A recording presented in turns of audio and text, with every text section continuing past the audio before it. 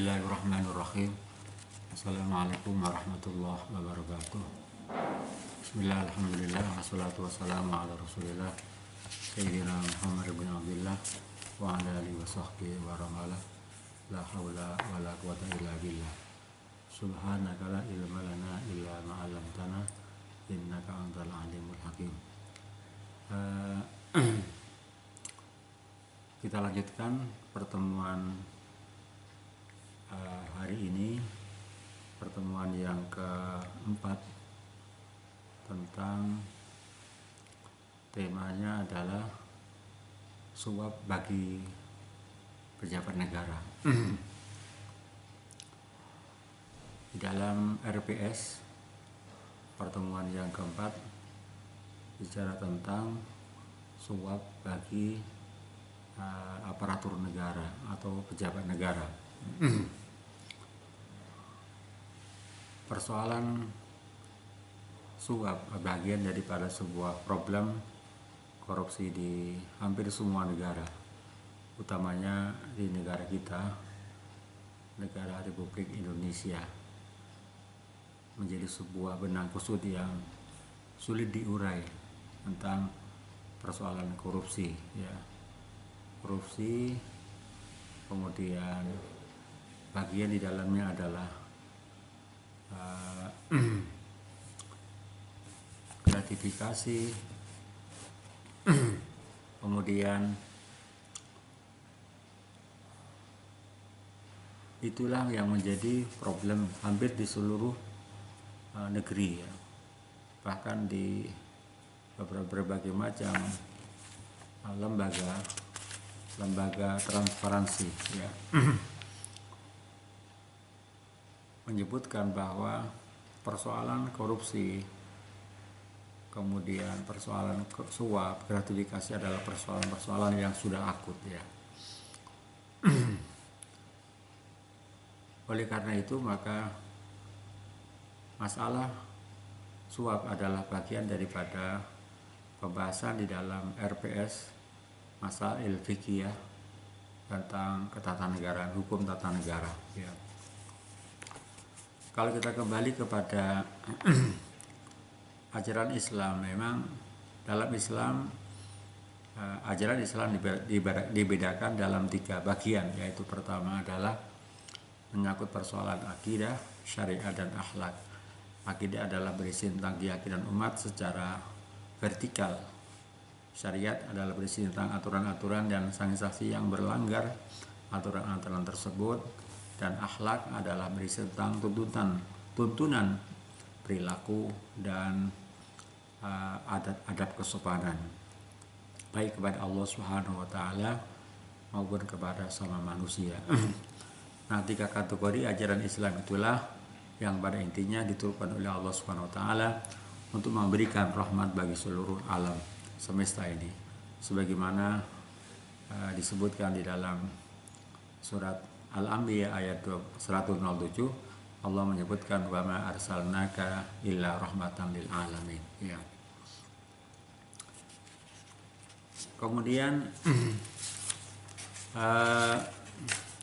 terkait dengan persoalan korupsi, apa sebenarnya suap itu, ya. Suap bagi pejabat negara.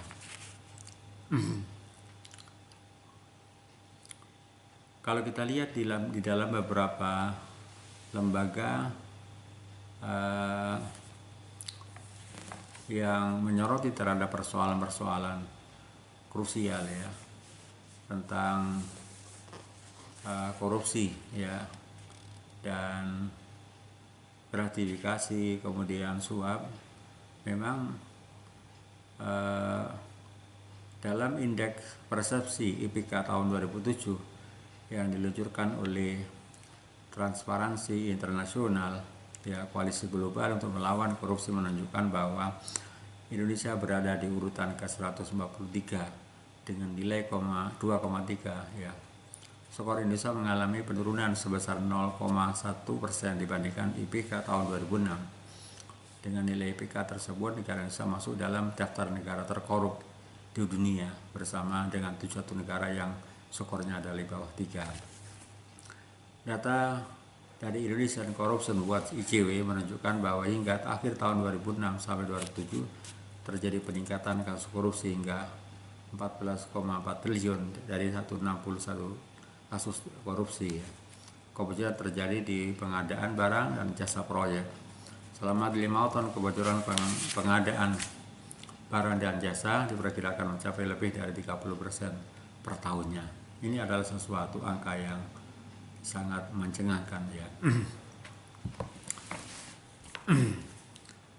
Akibatnya dalam berbagai macam kasus yang begitu besar dalam persoalan korupsi ini, bahwa persoalan korupsi adalah merupakan persoalan bangsa, persoalan kita bersama ya. Nah, oleh karena itu kalau kita kembali kepada ajaran agama, banyak ayat dan hadis secara eksplisit disebutkan tentang jenis tindak pidana korupsi. Namun beberapa istilah yang disebutkan dalam Al-Quran dan Al-Hadis mengisyaratkan dan mengindikasikan jenis kejahatan korupsi secara global. Di antaranya adalah memakan harta sama dengan batil, transaksi suap menyuap tertentu yang sangat berkaitan dengan masalah korupsi negara ini sudah terlanjur cukup lama. Rasulullah SAW sudah mengecam transaksi buruk yang bisa dilakukan orang ketika itu. Dalam sebuah hadis riwayat Ahmad bin Hanbal, bahwa Rasulullah SAW menyebutkan dalam hadis riwayat Ahmad, Imam Al-Bukhari meriwayatkan salah satu hadis dalam riwayat Ahmad bin Hanbal, hadis yang diriwayatkan oleh Imam Abi Dawud. Redaksi hadis adalah Haddatsana Ahmad ibnu Yunus, Haddatsana ibnu Abi Dhi'bin, Anil Haris ibnu Abdirrahman, an Nabi Salama an Abdirrahman ibnu Amrin, qala la'ana Rasulullah sallam ar-rasiya wal murtasiya ya. Kemudian di dalam redaksi yang lain,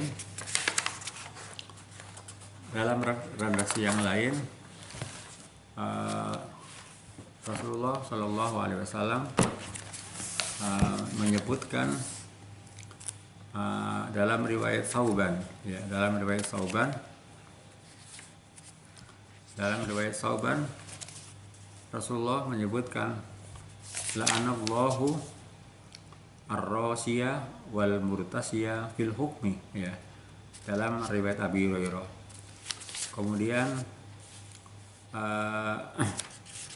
dalam riwayat Sauban disebutkan la'anallahu ar-rasiya wal murtasiya ya, yakni alladhi yamshi bainahuma ya. Kemudian apa sebenarnya ruswah itu? Ruswah di dalam bahasa Indonesia sering diterjemahkan dengan istilah namanya suap ya. Ada sebuah kitab yang berjudul Ar-Ruswah atau Ar-Raswah atau Ar-Ruswah wa Saru Salabi al-Mustama' wa Daulah wa Kaifa Nu'alijuha, ditulis oleh Dr. Salim Hadi Mansur ya. Suap dan pengaruhnya, dampak negatifnya kepada masyarakat dan negara, dan bagaimana solusinya ya. Dalam kitab ini disebutkan makna ruswah, suap. Apa suap itu? Ar-ruswah fil lughah, jadi suap menurut ahli bahasa adalah al-ju'lu. Jadi suap menurut bahasa adalah al-ju'lu. Ju'lu itu upah, hadiah, komisi ya. Suap itu namanya adalah ar-ruswah ya. Jamaknya adalah rusya, warisya, warasya ya. Warasyahu artinya atau iyaha. Kemudian makna ruswah adalah secara bahasa adalah at-tawassul ilal hajah bil musanaati ya. Jadi suap menurut arti adalah at-tawassul, membuat semacam perantaraan untuk melaksanakan keinginan bil musonati, dengan melakukan melakukan tindakan-tindakan yang bersifat berpura-pura, ya. Ada semacam kong kali kong, ya. Adapun istilah ruswah di dalam istilah fuqaha adalah, menurut Al-Jurjani, ar-ruswah annaha ma yu'tali haqqin la uhiqa kibatilin, ya. Al-Jurjani mengatakan bahwa ruswah adalah sesuatu yang diberikan dalam rangka membatalkan sesuatu yang benar atau mewujudkan sesuatu perbuatan yang tidak benar, ya. Imam Nawawi memberikan makna bahwa ar-ruswatu muharramatun 'alal qadi wa ghairihi minal wulati mutlaqan, ya. Bahwa menurut Imam Nawawi, ruswah adalah sesuatu tindakan yang diharamkan bagi seorang hakim, seorang qadi, dan yang lain minal wulati, dari para penguasa, para pejabat, ya, mutlaqan, secara mutlak.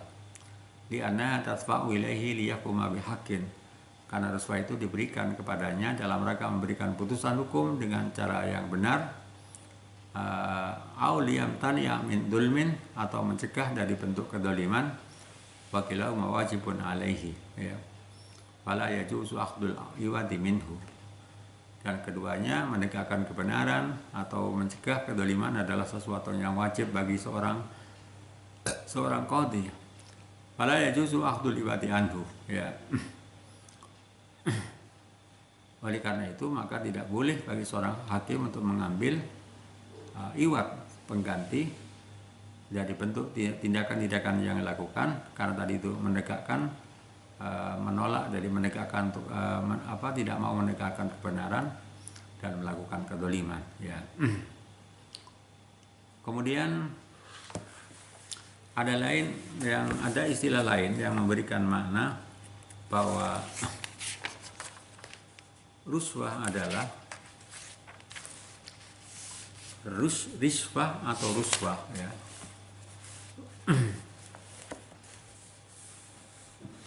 Adalah sesuatu yang diberikan, sesuatu yang atau harta yang diberikan kepada seseorang, kepada penegak atau aparatur hukum atau selainnya, agar menetapkan keputusan yang menguntungkannya atau mendorong agar keputusan tersebut sesuai dengan keinginannya, ya.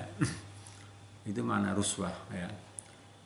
Menurut Ibnu Arabi, bahwa suap adalah ruswah atau suap adalah setiap harta yang diperoleh dari orang-orang yang membutuhkan pertolongan dalam hal-hal yang tidak dibolehkan oleh agama. Nah, dalam hadis di atas, hadis riwayat Abi Hurairah dan riwayat Sauban, adalah memberikan pernyataan bahwa menyuap adalah tindakan yang terkutuk sehingga hukumnya adalah haram. Hadis tersebut tidak hanya menyebut dua istilah penting, yaitu adanya rosi, yaitu pemberi suap, dan murtasi, penerima suap, tapi juga ada istilah penyalur suap atau pengantar, rosi dan murtasi, yang disebut dengan roisi, ya. Artinya pihak ketiga yang masuk dalam kutukan Rasulullah SAW, ya. Nah, oleh karena itu maka Imam Az-Zahabi menyebutkan bahwa ciri-ciri hakim yang korup dalam kitab Al-Kabair menyebutkan salah satu dosa besar, ya. Jadi suap adalah termasuk bagian daripada Al-Kabair, ya. Dr. Husain Az-Zahabi dalam sebuah kitabnya Al-Kabair menyebutkan bahwa ruswa adalah bagian daripada 100 dosa besar, ya. Salah satu di antara 100 dosa besar itu menurut Imam Az-Zahabi.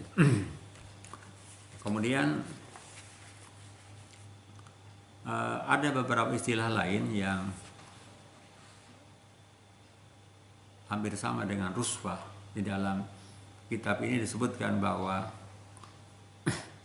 sebagian ulama menyebutkan bahwa ada kata-kata yang sama dengan suap, ya. Waqad aqsaba al-ba'du ma yuqaribu mi'atain wa sab'atan wa khamsina mustalahan. ada 275 istilah yang senada atau semakna dengan makna suap ya. Dalam bahasa Arab disebutkan ya, ada namanya at'am ya, ada ujroh, mulahaqoh, muamalah ya, ada ikromiyah bil majar di Irak ya, ada namanya bakshish ya, di Saudi itu ada namanya bakshish ya. Ada lagi namanya di Tunis ada badalun at'am ya, di Mesir ada namanya tahta tarobiz ya, di Maghrib ada naktar rif ya. Banyak istilah-istilah yang memang identik dengan makna ruswah di dalam bahasa Arab ya. Di Mesir ada namanya samanu syai ya, ada namanya finjan, samanu finjan kohwa ya, ada namanya jumruk muksun ya, habbatu misk ya. Itu ada istilah-istilah yang ya yang berkembang di beberapa negara ya. Kemudian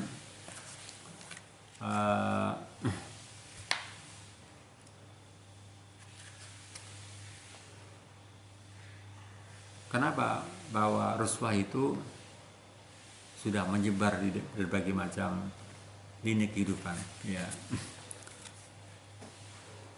Disebutkan dalam kitab ini, disebutkan wa inna ruswata laysat maqsuratan ala bi quta'id muayyan, bahwa ruswah itu, suap itu adalah tidak terbatas kepada sektor atau wilayah tertentu. Bayatan tasru fil muassasatil mukhtalifah, bahwa ruswah sudah menyebar ya dalam berbagai macam lembaga ya, quta'un am ya, wa quta'un khos, dalam sektor atau wilayah-wilayah yang umum dan sektor-sektor atau wilayah bagian tertentu. Fafil majalatil mutanawiyah, dalam berbagai macam bidang yang sangat beragam. Dalam bidang bersihatun, bidang kesehatan, tarbiyatun pendidikan, qada'un peradilan, iktisadun ekonomi, amnun keamanan, tijarah perdagangan dan yang lain sebagainya. Inilah yang tadi disebutkan bahwa suap itu sudah merasuk dalam seluruh lini kehidupan daripada manusia ya. Allah Subhanahu wa taala menyebutkan di dalam surat Al-Baqarah ayat 188, Allah menyebutkan dengan bukan istilah dengan namanya suap, tapi namanya al-aqlu, aqlul amwal bil batil. Allah menyebutkan dalam Al-Baqarah 188, Allah menyebutkan wala ta'kulu amwalakum bainakum bil batil wa tutlu biha ilal hukam litakulu fariqum min amwalin nasi bil ismi antum ta'lamun. Dan janganlah kalian semuanya, janganlah sebagian di antara kalian semuanya makan harta sebagian yang lain di antara kalian dengan cara yang batil ya. Janganlah kamu bawa urusan harta itu kepada hakim supaya kamu tidak memakan sebagian dari harta benda orang lain, itu dengan cara yang berbuat dosa, padahal kamu mengetahuinya. Ini adalah ayat yang membicarakan tentang suap ya, tapi tidak dengan bahasa suap, tapi dengan namanya memakan harta dengan cara yang batil. Kemudian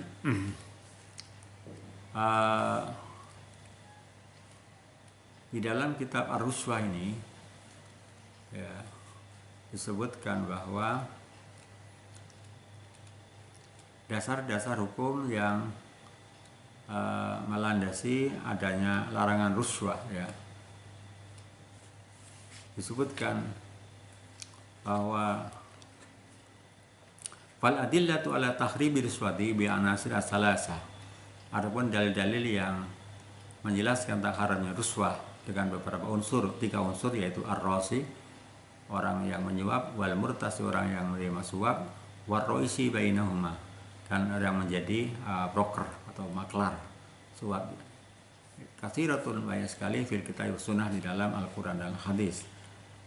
Di dalam Al-Quran Allah menyebutkan di dalam surat Al-Baqarah tadi itu 188, wala ta'kulu amwalakum bainakum bil batil wa tullu bil hakim ilal hukam ta'kubarikum min amwalin nas wa antum ta'lamun ya.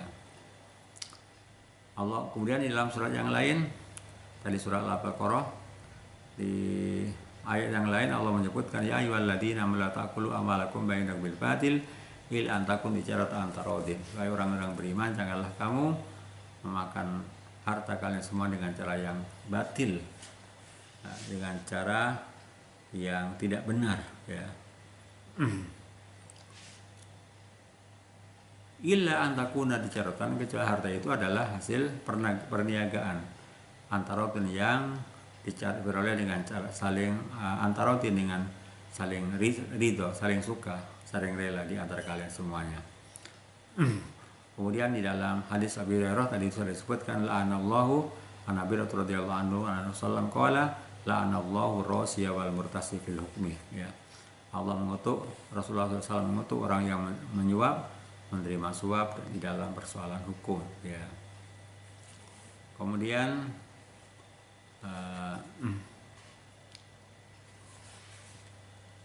dalam riwayat Abdullah bin Umar disebutkan la'natullahi 'alal rasi wal murtad, kutukan Allah bagi orang yang menerima suap dan orang-orang yang menyuap dan orang-orang yang menerima suap.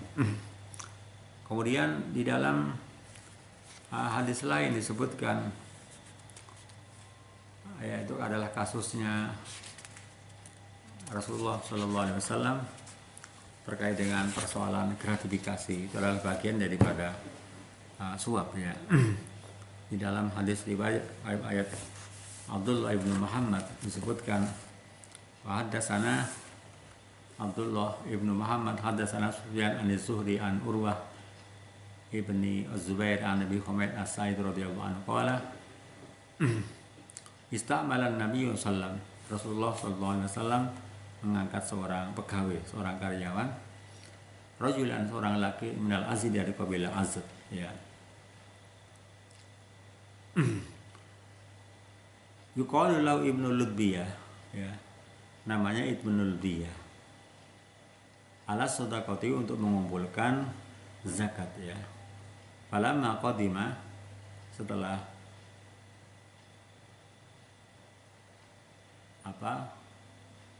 Ibnu Ludbiyah telah selesai dari tugasnya, qadima, datang kepada Nabi. Qala, ia mengatakan, jadi setelah selesai penugasan dia menghadap kepada Rasulullah, ya. Dia berkata, ini untuk kalian dan ini untukku, ya. Hadza li, hadza lakum, ini untuk kalian semuanya, wa hadza uhdiyali, dan ini adalah hadiah untukku. Qala Rasulullah sallallahu alaihi wasallam bersabda, afala jalasa qala fahalla jalasa fi baiti abihi au baiti ummihi fayungduru ayuhda lahu amla, ya.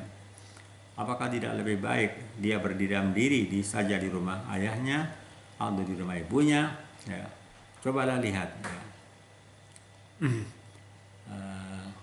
Cobalah lihat ayuhda lahu amla, apakah dia diberi hadiah atau tidak, ya. Ayuhda lahu amla. Kemudian Rasulullah mengatakan, walladzi nafsi biyadihi la ya'khudhu ahadun minhu syai'an illa bi yaumil qiyamati yahmilu ala rukbatihi. Demi Allah dan Rasulnya, ya. Demi jiwaku dalam genggamannya. Walladzi nafsi biyadihi, demi jiwaku dalam genggamannya, ya. La ya'khudhu ahadun, tidaklah seorang yang mengambil apapun bagian dari tugasnya, ya. La ya'khudhu ahadun minhu syai'an, sedikit pun, ya. Illa ja'abi yaumil qiyamah, kecuali apa yang ia ambil, ya. Dia akan memikulnya, ya. Dia akan memikulnya, apa yang ambil itu di atas pundaknya. Bila berupa unta, ya, yang berteriak, ya. Ingkana ba'irun lahu urwaun, apabila berupa unta yang bisa berteriak, au baqaratan lahu khuwar, atau sapi, ya, atau sapi yang sapi yang melembuh atau kambing yang mengembek, au syatun tai aru, ya, atau sapun yang mengembek, ya. Kemudian summa rafa'a biyadihi, kemudian beliau mengangkat tangannya. Rasulullah mengangkat tangannya hatta ra'aina, kemudian Rasulullah mengangkat tangannya sampai terlihat ya. Hatta ra'aina ufrata ibtaihi, sehingga kami melihat Rasulullah mengangkat tangannya sampai kami kelihatan ketiak putihnya ya. Beliau berkata, Allahumma hal balagtu, Allahumma balagtu. Rasulullah bersabda, ya Allah, bukankah aku telah menyampaikan? Ya Allah, bukankah aku sudah menyampaikan? Beliau menyebutnya 3 kali. Ini adalah hadis yang bicara tentang persoalan gratifikasi ya. Kemudian di dalam hadis lain disebutkan bahwa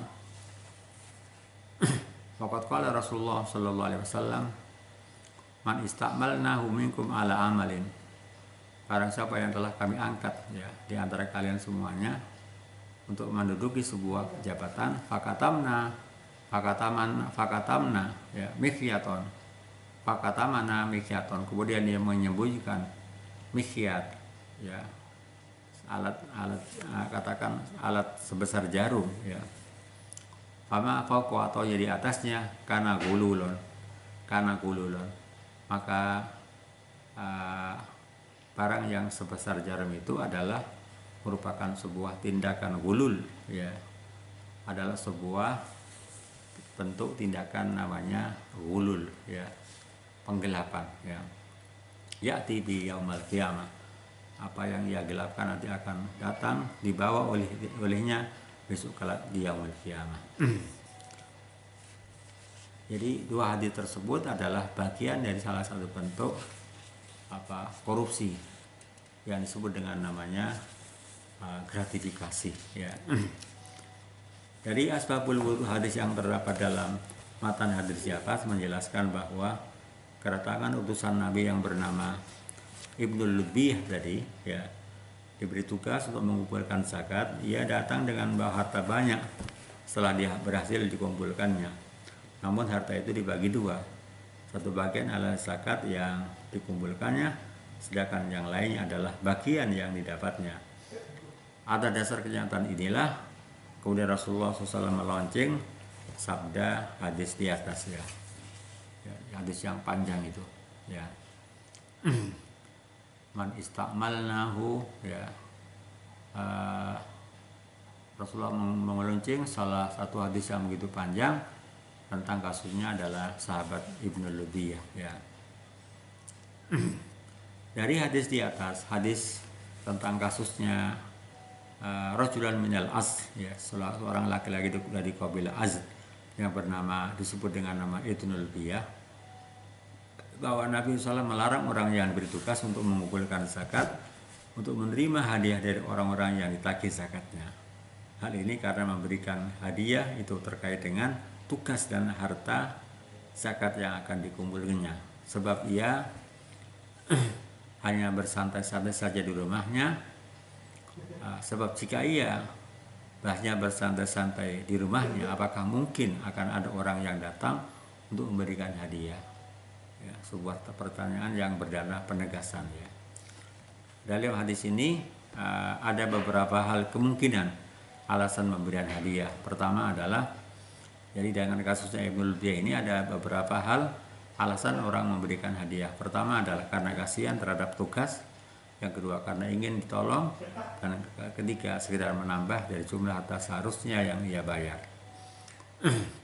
Untuk alasan pertama dan kedua dibolehkan oleh ajaran Islam, bahkan dianjurkan jika petugas itu membutuhkannya dan tidak memaksakan. Sedangkan alasan kedua, jika ada unsur maksiat maka hukumnya adalah haram, dan itu sama dengan suap. Jika bukan untuk maksiat boleh saja, tapi dianjurkan petugas untuk tidak menerimanya, kecuali jika petugas itu adalah hakim, maka hukumnya adalah haram. Jadi hadis di atas jelas menunjukkan bahwa hadiah yang diberikan kepada para petugas atau pejabat negara adalah haram dan termasuk kategori gulul ya, penipuan ya, penggelapan atau penipuan, karena ia mengkhianati kekuasaan dan amanah yang diberikan kepadanya. Karena itu hadis di atas menegaskan tentang ukubah sanksi akan diterima kalau di hari yaumul qiyamah. Ya, hal ini berbeda dengan hadiah yang diberikan kepada yang bukan petugas atau pejabat. Sebagai hadiah seperti itu justru dianjurkan. Kemudian Imam Ibnu Hajar Al-Asqalani mengisahkan dalam Fathul Bari bahwa Khalifah Umar bin Abdul Aziz pernah mengembalikan buah apel yang diberikan kepadanya, padahal saat itu dia sedang menginginkannya. Ketika dikatakan kepada Khalifah bahwa Nabi SAW, Abu Bakar dan Umar tidak menolak hadiah, Umar bin Abdul Aziz berkata, hadiah pada zaman mereka, pada zaman Nabi, Abu Bakar, Umar tetap hadiah. Adapun hadiah pada hari ini adalah suap. Rasulullah SAW sebagaimana yang saya sebutkan dalam hadis di atas, man istamalnahu minkum ala amalin fakatamana mihyatun fama fauqahu kana gululun ya'ti bi yaumil qiyamah. Siapapun di antara kalian semuanya yang telah menerima, yang telah kami angkat kemudian untuk mengurusi suatu urusan, kemudian dia menyembunyikan dari kami meskipun sebuah jarum atau lebih dari itu, maka itu adalah bagian daripada gulul atau korupsi yang akan dia bawa pada hari kiamat. Hadiah yang dimasukkan oleh Umar bin Abdul Aziz di atas saat ini dikenal dengan namanya gratifikasi. Ya. Gratifikasi adalah suap menyuap, dan 5 bentuk perbuatan lainnya adalah bagian dari bentuk tindakan korupsi. Jadi gratifikasi, kemudian suap, gratifikasi, kemudian gratifikasi, atau istilah lain adalah tindakan suap, ya, pungli, dan yang lain sebagainya. Itu adalah bagian daripada korupsi, ya. Adalah bagian dari korupsi. Kemudian praktek korupsi yang dilakukan pada sahabat di atas, Ibnu Lubiyah, di mana beliau mengambil ketika diangkat menjadi pegawai untuk menarik zakat, dan dia menerima beberapa hadiah, merupakan sebagai bukti bahwa kejahatan korupsi telah menjangkiti berbagai macam generasi di masyarakat dari dulu hingga sekarang. Perlu adanya pemberantasan, pencegahan, sehingga sekarang perlu adanya pemberantasan, pencegahan yang serius dan berjamaah di pemerintah, masyarakat. Salah satunya adalah menegakkan hukum yang setimpal bagi korupsi dan kejahatan yang luar biasa yang dilakukan. Nah, oleh karena itu pemerintah membentuk beberapa lembaga, salah satunya adalah lembaga KPK, ya. Karena begitu rumitnya, begitu krusialnya persoalan korupsi itu sampai membentuk semacam lembaga ad hoc yang disebut dengan KPK. Kemudian, ya, bagaimana sebenarnya hukumnya ruswah atau suap itu? Ya, dalam kitab ini disebutkan, faruswatu haramun fi hakir rosi wal murtasi war roisi, ya, bahwa hukumnya suap adalah hukumnya haram bagi orang yang menyuap, menerima suap, dan orang yang menjadi perantara suap sebagai broker. Wa in kana hunaka istisna minal qaidah, sekalipun di sana ada beberapa kecualian, ada pengecualian dari kaidah ini. Faqad takunu haraman, dan kadang-kadang suap itu haram fi hakil murtasi, bagi hak bagi orang yang menerima, ya. Jadi suap itu kadang-kadang bisa haram bagi orang yang menerima, haknya orang yang menerima. Mubahatan lirosi, atau boleh bagi orang yang menyuap. Au makruhatan, atau suap itu bisa dimakruhkan idza khafa ala nafsi, kalau dia khawatir untuk kepada dirinya, au yali, atau keluarganya, au mali, atau hartanya. Wa in wasaqasa bi raf'adzulmi an nafsi, sekalipun dia bermaksud dengan suap itu bisa menghilangkan kediman yang akan menimpa pada dirinya, ya. Ya, wa in kana afdal atanasu anda kulaman kana, sekalipun yang lebih baik adalah membersihkan dari tindakan menyuap apabila dia memungkinkan, ya. Wa idza ma a'taliya tawassala ila haqqin aw ma yatwa nafsu zulman fa in ghairu dakhilin fil wa'id, ya. Apabila memungkinkan dia memberikan suatu agar dia sampai ila haqqin untuk menegakkan kebenaran, atau dalam rangka memberikan itu untuk menghindari dari kejahatan yang akan menimpa dirinya, fa inna ghairu dzalikin bil wa'id, maka itu dia termasuk di dalam kategori ancaman yang dikatakan laknatullahi ala ra'si wal murtasi. Ada istilah namanya tolabul haq, ada idabul haq ya. Jadi dalam rangka menuntut kebenaran, ada lagi ibtalul haq ya, membatalkan kebenaran ya. Yang itu yang dikatakan tolabul haq, menuntut kebenaran, itu adalah yang menerima adalah bagi orang yang berdosa adalah bagi orang yang menerima, orang yang memberikan tidak ya. Oleh karena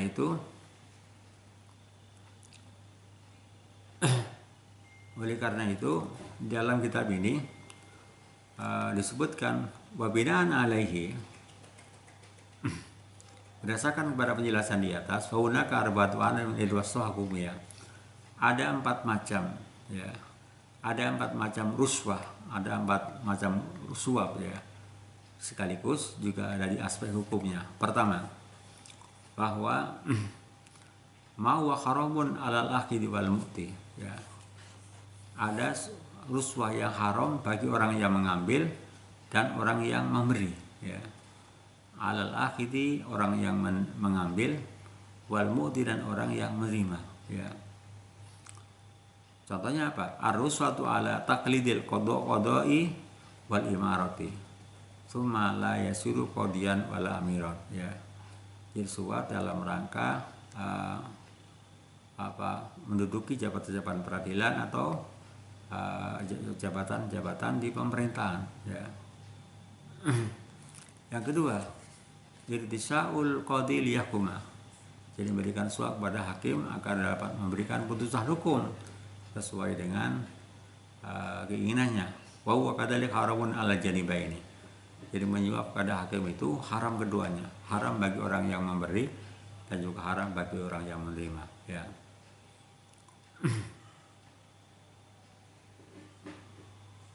Yang ketiga adalah akhdul mal liyusawi amrau inda sultan aghairihi, jadi mengambil harta agar liyusawi amrahu ya, imma dafan lillahi ajalin akhir, jadi adalah dalam rangka meluruskan ya urusannya kepada para penguasa ya. Imma dafan lidararin, ada kalau dalam rangka menolak akan dampak yang akan bahaya yang akan terjadi, au jalfan linafi, atau dalam rangka menarik keuntungan ya. Wahada naf haramun al-akhidi wadafi, hal ini adalah hukum bagi orang yang menerima dan orang yang memberi ya. Yang keempat adalah mayudolita fil khafi minal matu alai ala nafsi amali, sesuatu yang diberikan dalam rangka menghilangkan kepada bahaya yang akan ditimpa oleh dirinya ya, atau hartanya. Halalun lidafi, ini halal bagi orang yang memberi, haramun al-akhidi adalah haram bagi orang yang menerima ya. Alasannya apa? Ya anahu dafu darari alal muslimi wajibun. Kenapa halal bagi yang memberi? Karena menolak bahaya bagi seorang muslim hukumnya adalah wajib. Wala yajuzu akhdul mali yaf'al wajibah, dan tidak boleh mengambil harta dalam rangka melakukan hal sesuatu yang wajib baginya. Inilah beberapa penjelasan yang terkait dengan tema, yaitu adalah suap bagi para pejabat ya, pejabat negara ya, bagi pejabat negara. Barangkali itu beberapa hal yang terkait dengan tema yang terkait dengan ruswah ya.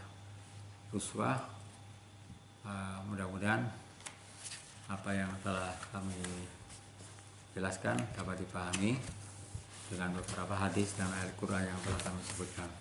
Saya kira itu, terima kasih, kurang lebihnya mohon maaf. Akhir kalam, wassalamualaikum warahmatullahi wabarakatuh.